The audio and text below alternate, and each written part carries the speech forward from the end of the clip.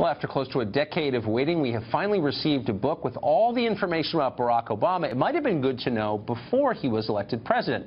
The book is called Rising Star. It is an exhaustive 1,000-page look at the former president's life prior to being elected. David Garrow is the book's author, and he joins us now. Mr. Garrow, thanks a lot for coming on. Thank you. So the question is, I guess there are many questions, but you found material in this book not previously uncovered during his entire presidency, his years in the Senate, the fact he was the subject of a number of books. Why did it take you to find this? It's remarkable, Tucker, that someone could twice be elected president of the United States, serve 8 years, and huge pieces of his earlier life remained undiscovered. And it's not just a girlfriend. It's his closest intellectual companion, his closest friend from Harvard Law School, the person who actually helped edit his autobiographical memoir, Dreams from My Father. It's remarkable that journalists didn't do this basic legwork back in 2007, 2008.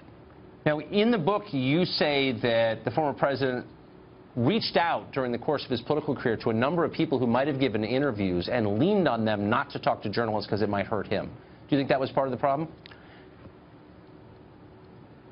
The Barack Obama from 1985 to 2002 in Illinois was a wonderful progressive politician. I'm a progressive Democrat myself. Yes. But the Barack Obama that we saw in the White House, whom we see nowadays, is a fundamentally different person from who he was in the 1990s. And it's that intellectual and political evolution that is what this book really discovers and captures. So I know that you're a man of the left, and I've always thought of you that way. And with that in mind, I was struck by the epilogue to the book, the 40 or 60 pages at the end, where you sum up what you've learned about President Obama, and I think it's fair to call it very negative, very tough on him. Are those judgments that you made after collecting all the evidence, and were you surprised to reach that conclusion? I was surprised at how the Obama presidency turned out, and it is a critical epilogue from the perspective of a progressive Democrat. When Barack was in Illinois, he was an outspoken proponent of single-payer health coverage, an outspoken critic of the Patriot Act and the intelligence community and the CIA. So the Obama that we have seen as president has been a dramatically different person. Up through 2002, Barack lived a very modest, humble, middle-class life. Now here we are in 2017, and we see him hobnobbing with celebrities and musicians and billionaires, getting $400,000 a speech. He's a very different person today from whom he was from 1985 through 2002, and that's what this book explains. So I think it's fair to say you've looked at him more closely than any living person, perhaps other than his wife. And you reached the conclusion in the epilogue that he is, I think I'm quoting pretty much more or less exactly what you wrote, a hollow man.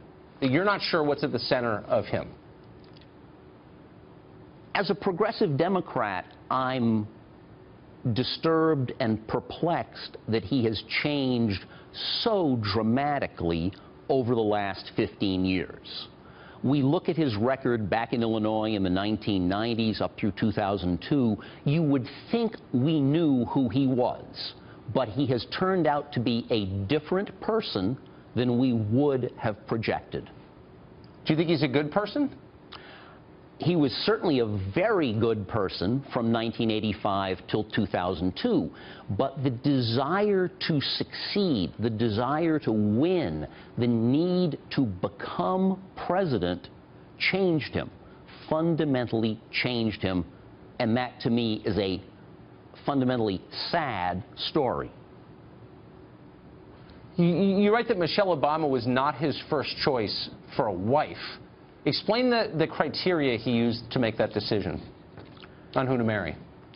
From 1986 through 1991, Barack had a very intense, important formative relationship with a woman who was half Dutch, half Japanese, a wonderful woman, a woman who, like myself, is an academic, a scholar.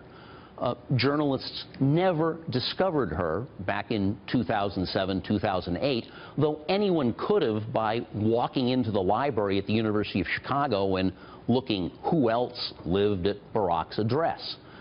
But it's not just her.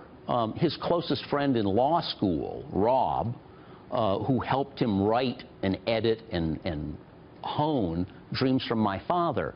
There are these formative people in Barack's early life whom American journalism failed to discover for years. But it seems like at key points in his life, Obama made decisions that were not human decisions. He seemed to make decisions based on political calculation going back a long time, including on who he married. And there's a coldness, and I'm not being political in this. I mean, that's really what comes out in your pages, a coldness at the center of the guy that's really striking. I think there is an ambition, a deep, profound political ambition, which Barack articulated as early as 1987 to the people with whom he was closest then. And that ambition was a formative part of his life. His joining Jeremiah Wright's Trinity United Church of Christ was a part of that, too. So, last question. You say you describe yourself as a progressive, as a liberal, as a man of the left. The New York Times just attacked your book savagely in a review, and their main problem appeared to be that you criticized Saint Obama at the end of your book. Now, given that your book has this critical assessment at its end, are you surprised that the left can't deal with that, apparently? I think in today's culture, in today's politics, Tucker, unfortunately, we sometimes see partisanship trumping, a verb I like, trumping professionalism. I'm an academic, a scholar, a historian.